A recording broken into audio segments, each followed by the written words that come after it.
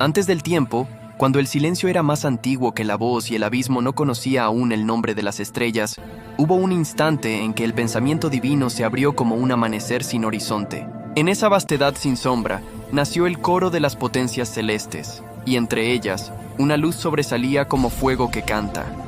El lucero de la aurora, el más brillante entre los hijos del alba. Era llamado Helel ben Shayar, el portador del alba, aquel cuya resplandeciente hermosura era como un espejo del rostro de Dios. En su fulgor, los demás ángeles veían el reflejo de la perfección y comprendían el orden de lo eterno. Lucifer fue tejido de pureza y de llama. Sus alas eran como espejos líquidos donde danzaba la claridad del Creador. Cuando el Altísimo habló la primera palabra que sostuvo los cielos, él estaba allí, escuchando, lleno de un gozo que rozaba lo inefable. Su voz guiaba los coros del amanecer, y su sabiduría era celebrada por tronos, querubines y serafines. En el resplandor de su mirada, el universo parecía comprender su propio sentido. Era príncipe entre los ángeles, guardián de la armonía, compañero de la primera melodía del cosmos. Los textos antiguos lo llaman querubín ungido que cubría, pues su presencia se extendía como un manto de fuego sobre los montes de Dios. Su belleza no era solo forma, sino inteligencia, música, poder y luz. Los rubíes y los carbunclos de la creación parecían reflejar en sus brillos una sola idea: la gloria. Pero la gloria, cuando se mira a sí misma por demasiado tiempo, se convierte en espejo. Y en aquel espejo, Lucifer contempló su propio fulgor y comenzó a sentir la vibración del deseo. No el deseo del mal, que aún no existía, sino el anhelo de ascender más alto, de ser causa de su propia luz. En lo más hondo de su espíritu inmortal, nació la pregunta: ¿y si la perfección que veo en mí fuera también mía por derecho?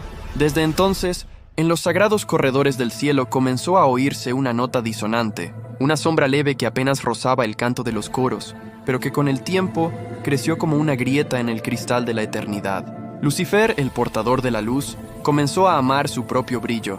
Lo que era don se transformó en posesión, y lo que era reflejo se creyó fuente.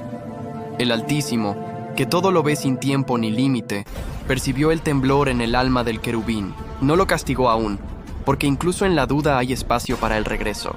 Pero el fuego del orgullo crece como un astro que no cesa de expandirse. Lucifer comenzó a mirar a los demás espíritus como centellas menores. Pensó en el trono de Dios no como lugar inaccesible, sino como meta posible. Su mente, que antes era espejo, se volvió llama, y en ella ardió la idea imposible: ser igual al Altísimo. Entonces el cielo conoció por primera vez el estremecimiento de la rebelión. Algunos ángeles, fascinados por la elocuencia del lucero, se inclinaron a su palabra. Les habló de libertad, de la dignidad de la luz que no obedece, de un reino donde los poderosos del espíritu serían iguales a su creador. Sus palabras eran dulces como miel y agudas como lanza. Cada frase suya era una semilla de fuego. Los antiguos dicen que 1/3 de las huestes celestes se sintió conmovido por su voz. Otros permanecieron fieles al orden eterno, siguiendo al arcángel Miguel, cuyo nombre significa «¿quién como Dios?». El conflicto aún no se había desatado, pero el cielo se dividió en silencio. Era la calma antes de la tormenta divina. Lucifer seguía brillando, y su fulgor no había menguado, pero en su luz se mezclaba ya el rastro de una sombra que no era de las creadas. En los lagos de cristal del paraíso, donde los coros se reflejaban en su esplendor, la imagen de Lucifer comenzó a deformarse. Los serafines lo miraban con reverencia y temor. Ya no era solo belleza, sino también misterio. En sus pensamientos, la voz del orgullo se tornó más fuerte. Soñaba con elevar su trono sobre las estrellas, con gobernar sobre las alturas del norte, donde la eternidad toca su vértice. Veía su nombre inscrito en fuego junto al del Creador. La ambición lo coronó antes de que el juicio lo despojara. Así comenzó la gran noche del cielo. Las trompetas no sonaron aún, pero las constelaciones temblaron. En la morada de la luz eterna, el más bello de los ángeles se convirtió en el primero en concebir la distancia. Su nombre, que significaba el portador de la luz, empezó a adquirir otro matiz: el que lleva la luz fuera del trono, el que la arranca de su fuente. Y así, el portador del alba se preparó para el mayor acto de desafío jamás concebido. No lo movía el odio, sino el amor torcido de quien quiere poseer lo que antes adoraba. Sus alas, aún intactas, se alzaron sobre el horizonte celeste.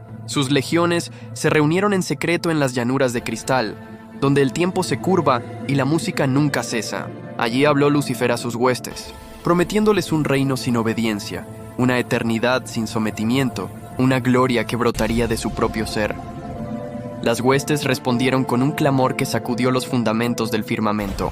En ese instante nació la discordia, y con ella el eco que siglos más tarde los hombres llamarían pecado. El Altísimo miró, y su silencio fue más terrible que cualquier trueno.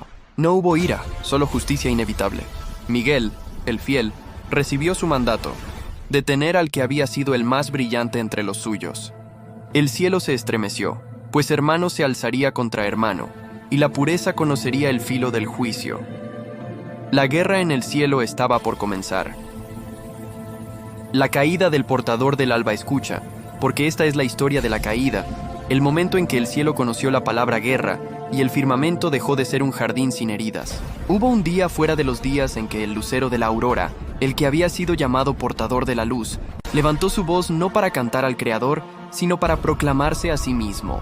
Y ese día el cielo tembló, el lucero habló con lengua de fuego y su palabra fue promesa de altura. Subiré a los cielos, levantaré mi trono por encima de las estrellas de Dios, me sentaré en el monte de la asamblea, ascenderé por las alturas de las nubes, seré semejante al Altísimo. Con estas palabras grabadas en su espíritu ardiente, encendió en otros la misma fiebre. Ya no eran solo los servidores del Eterno, se vieron a sí mismos como príncipes llamados a tomar dominio, y donde antes había obediencia, ahora había aspiración. Donde antes había armonía, ahora había alineamientos. Cada mirada pesaba, cada nombre se volvía estandarte. No fue una rebelión tosca de violencia ciega, sino una rebelión de gloria.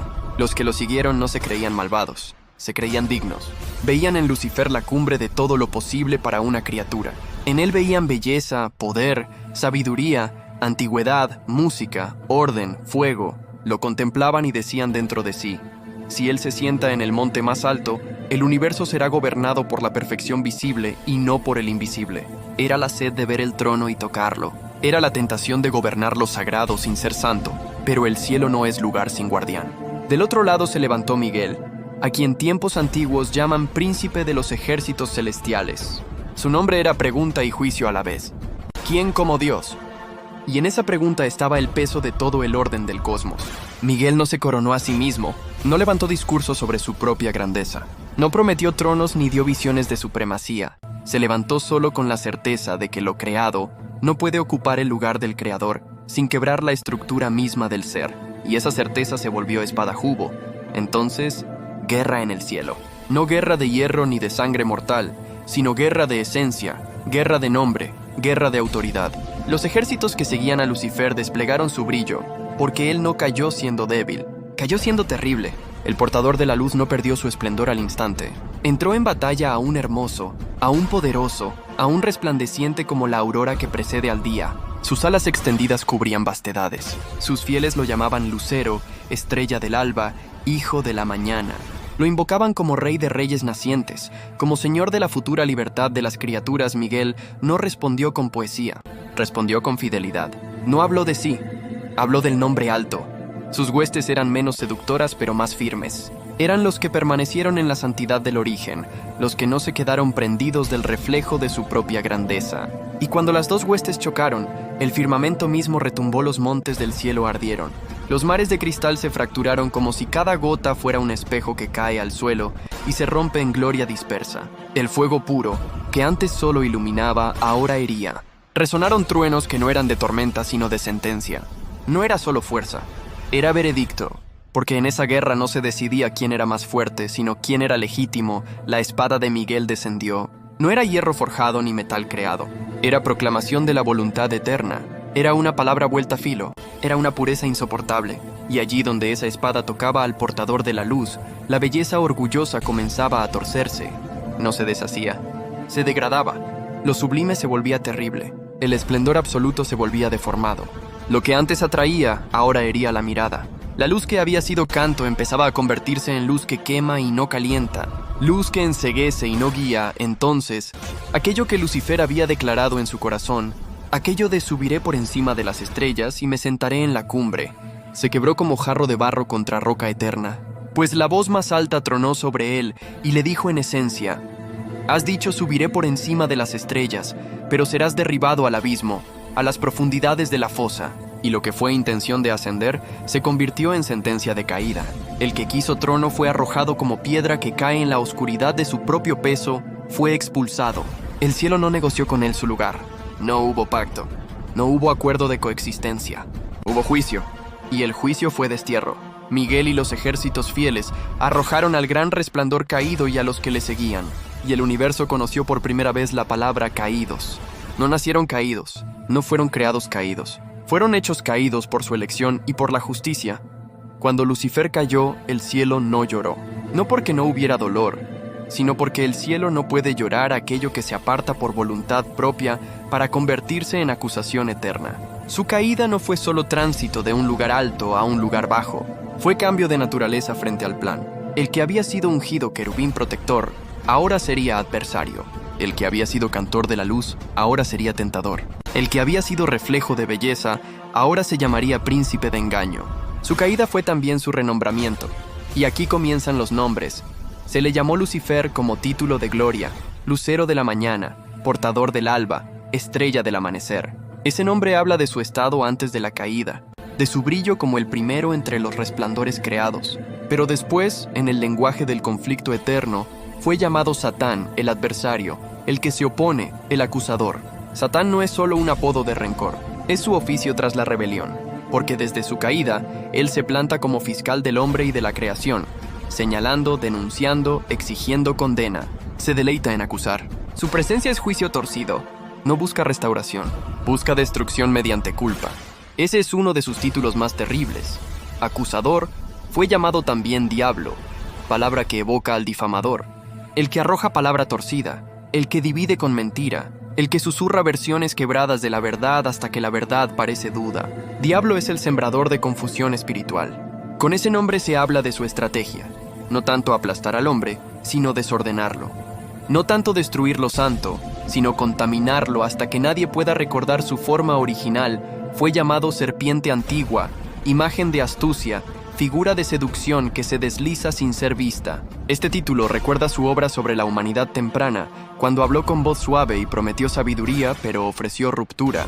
Al tomar forma de serpiente, mostró que su guerra contra el Altísimo continuaba ahora en el corazón de los recién formados. Ya no podía alzar su trono sobre el cielo, así que buscó asentarlo en el interior de los hijos del polvo. Fue llamado dragón, gran dragón rojo, figura de poder aterrador, fuerza descomunal, persecución declarada contra todo lo que lleve el sello del Eterno. Dragón ya no es solo seducción, es violencia abierta, es persecución contra el pueblo fiel, es furia contra la mujer que está a punto de dar a luz, es ansia de devorar destino antes de que nazca. Bajo este nombre se le ve no solo como tentador privado, sino como enemigo cósmico que intenta aplastar el plan divino en la historia. Fue llamado príncipe de este mundo, título que habla de dominio temporal y corrupto, sobre estructuras, sobre imperios, sobre deseos colectivos. No rey legítimo, pero sí príncipe usurpador, gobernante de lo caído, señor de un orden torcido donde la soberbia es virtud, la codicia es ley y la violencia es idioma. Este nombre explica por qué las civilizaciones se inclinan tantas veces hacia la crueldad con naturalidad casi ritual. Él le susurra el molde. Fue llamado Señor de las Moscas, imagen de podredumbre espiritual, evocación de tronos construidos sobre lo muerto, insinuación de adoración baja y sucia. Este nombre revela la degradación de su esplendor original. Aquel que antes resplandecía entre piedras preciosas, ahora es asociado con enjambres sobre la descomposición. Es testimonio de que la belleza que se separa de la fuente termina siempre oliendo a muerte. Fue llamado tentador, porque susurra alternativas al plan divino y las presenta como caminos más rápidos, más fáciles, más cercanos al trono sin cruz, a la gloria sin obediencia, al poder sin santidad. Bajo este nombre aparece junto a los que cargan propósito, tratando de desviarlos en el punto exacto, donde una inclinación bastaría para alterar toda la historia. Fue llamado engañador del mundo entero, porque su territorio de batalla no es solo un jardín, ni solo una nación, ni solo una era. Es la mente colectiva, la narrativa, la fiebre del deseo humano. Su arma es la distorsión del sentido. No obliga, seduce, no siempre ataca. A menudo convence. Su victoria favorita no es aplastar a un santo, sino hacer que el santo declare que ya no necesita ser santo.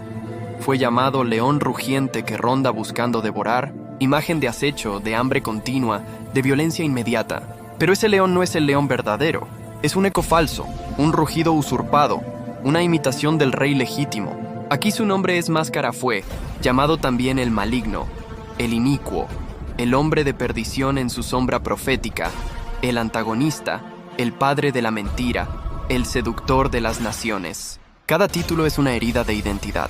Cuantos más nombres necesita, más queda claro que perdió el primero. El que tenía un solo nombre de gloria, ahora lleva una multitud de nombres de corrupción. Curiosidad profunda del misterio de su nombre. El título Lucifer aparece en tradiciones antiguas ligado a la imagen del lucero de la mañana, el planeta que anuncia la aurora con brillo intenso y que parece elevarse arrogante antes de desvanecerse con la salida del sol. Esa imagen cósmica se volvió símbolo de arrogancia que intenta reclamar el cielo antes de ser apagada por la luz mayor. Por eso su nombre primero quedó atado para siempre a la historia de la soberbia. Y por eso el nombre Lucifer, que significa portador de luz, se volvió irónicamente emblema de oscuridad. Su luz quedó maldita por su intención curiosidad profunda de su caída. No fue arrojado al vacío para dejarlo libre. Cayó con propósito. Cayó al lugar de prueba.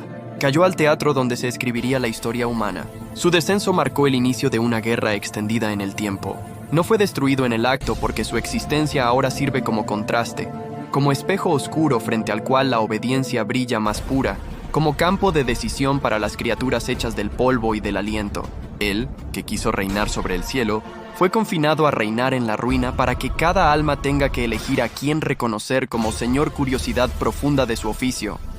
Después de su caída, se convirtió en el acusador. Aparece delante del trono para señalar las faltas de los hombres con fría precisión. Los conoce porque los tienta y luego los denuncia. Su placer es doble, hacer caer y luego exigir condena.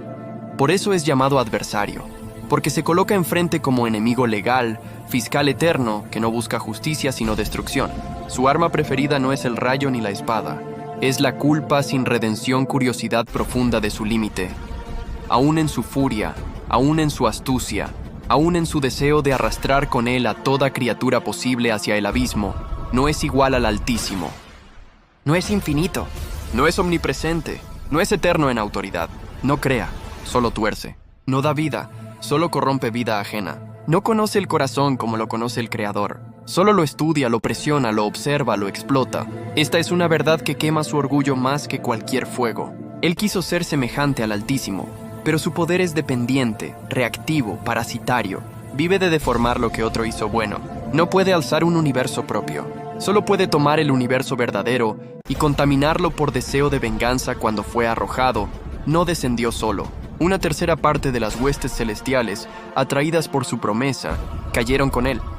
Esos espíritus fueron llamados posteriormente demonios, espíritus inmundos, potestades de las tinieblas, príncipes del aire, legiones. Antes eran ministros de luz, mensajeros de gloria, participaban de la música primordial. Ahora forman un reino quebrado que refleja su amargura. Cada uno lleva en sí el eco de la ambición original de su señor. No todos tienen la misma autoridad. Hay jerarquías en la oscuridad, así como hay jerarquías en la luz. Hay tronos impuros, dominios, principados de sombra, fuerzas espirituales de maldad en las regiones celestes bajas. Esta estructura no es invención humana, sino prolongación torcida de la estructura legítima que conocieron antes del juicio. Lo que en el cielo fue orden y adoración, en el abismo se vuelve control y esclavitud. Hay un momento marcado en la historia en que el adversario, el dragón, intenta atacar no ya al cielo inaccesible, sino al plan de salvación que desciende a la tierra. Sabe que no puede destronar al Altísimo arriba, así que intenta devorar al ungido abajo. Con rabia antigua persigue la promesa de redención. Se planta como tentador para desviar al elegido ofreciéndole reinos del mundo a cambio de adoración. Esa es otra curiosidad profunda, que el enemigo ofrece lo que llama reinos del mundo porque de algún modo ejerce influencia sobre ellos, pero solo puede ofrecerlo en términos temporales. Su poder político es préstamo y su poder espiritual es mentira condicionada. Promete coronas instantáneas sin sacrificio, promete gloria sin obediencia, promete victoria sin cruz. Esas son las tres líneas maestras de su tentación.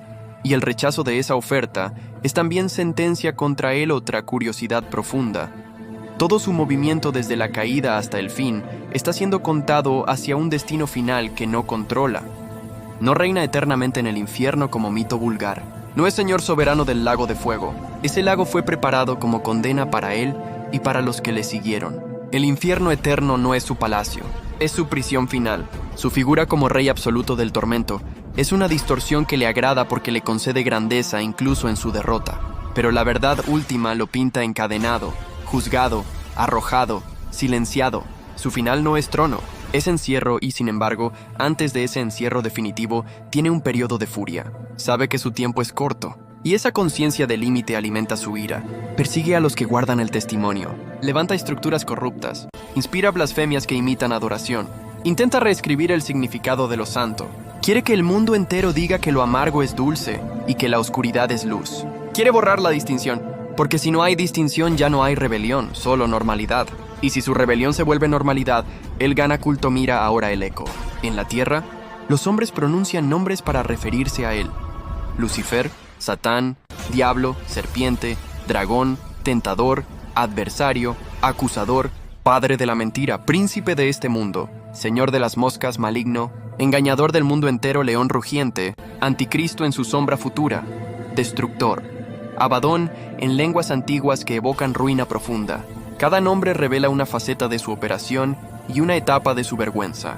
Y en la escritura y en la tradición profética se cuentan sus apariciones no como simple figura simbólica, sino como presencia real en momentos cruciales, junto a los primeros humanos para quebrar su obediencia, ante el trono para acusar a los siervos fieles, frente al ungido para ofrecerle reinos, dentro de imperios para perseguir al pueblo santo, sobre naciones para engañarlas. Al final de los tiempos, como dragón enfurecido que intenta arrastrar consigo a cuantos pueda antes de ser encadenado, también se cuenta de él que cayó como relámpago. Esta imagen es más que poesía, es velocidad de juicio, es expulsión sin negociación, es fulgor que se vuelve caída inmediata. Aquel que se veía a sí mismo como aurora se convierte en destello que cae en la noche, relámpago que no alumbra el mundo sino que anuncia tormenta. Cayó, y su caída abrió una herida en la historia que todavía sangra sobre generaciones. Escucha otra profundidad. Cuando Lucifer miró el trono y dijo, «Seré semejante al Altísimo», selló su condena en la propia frase, porque el Altísimo no es solo poder, es humildad perfecta, es entrega, es amor que desciende, es gloria que se inclina para levantar al débil. Lucifer quiso altura sin descenso, dominio sin servicio, exaltación sin entrega. Quiso la gloria del trono sin el corazón del que está en el trono. Deseó la corona, pero no el carácter. Por eso su aspiración fue imposible desde el principio. No podía ser semejante al Altísimo porque rechazó el rasgo central del Altísimo, la santidad humilde que se da. Su orgullo fue su incompatibilidad esencial. Ahora oye el juicio final que lo espera.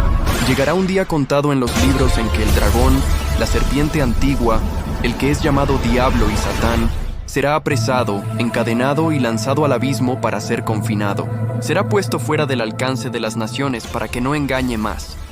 Su voz será silenciada, sus acusaciones quedarán inútiles, sus promesas quedarán vacías, sus reinos quedarán sin rey. Esa es la consumación de su derrota.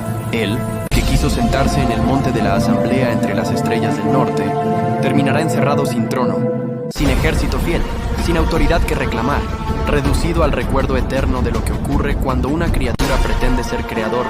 Así se completa el misterio. En el principio fue luz hermosa, querubín ungido que cubría, lucero de la mañana, portador del alba. En medio fue rebelde, acusador, serpiente, dragón, príncipe de este mundo, engañador de las naciones, padre de la mentira. Al final será prisionero. Ese es el arco completo. Elevación, corrupción, caída, furia, encierro, y los que lo contemplen al final dirán con asombro y casi con desprecio: ¿este es el que hacía temblar la tierra? ¿Este es el que sacudía reinos? ¿Este es el que abría cárceles de miedo en el corazón de los hombres? ¿Este es el que se proclamó semejante al Altísimo? Lo mirarán y no verán ya belleza, ni música, ni fuego admirable. Verán ruina, porque esta es la lección escrita con fuego eterno. La soberbia promete corona, pero siempre termina en ceniza. La rebelión contra el Altísimo promete trono, pero siempre termina en fosa. La luz que se vuelve contra su fuente deja de ser luz y se convierte en quemadura. Y el que quiso ser llamado lucero de la mañana pasará a ser recordado por siempre como adversario caído. Así se cierra la historia del portador del alba, el que quiso subir más alto que las estrellas, pero fue arrojado al abismo, el que tuvo muchos nombres porque perdió el primero, el que acusó a todos hasta quedar a sí mismo acusado, el que mintió a todos hasta quedar frente a la verdad que no puede mentir, el que extendió su mano hacia el trono y encontró la espada, el que abrió la puerta del orgullo y encendió en la creación la palabra pecado, el que cayó como relámpago y arde esperando juicio. Esta es su historia. Esta es su condena. Esta es su advertencia.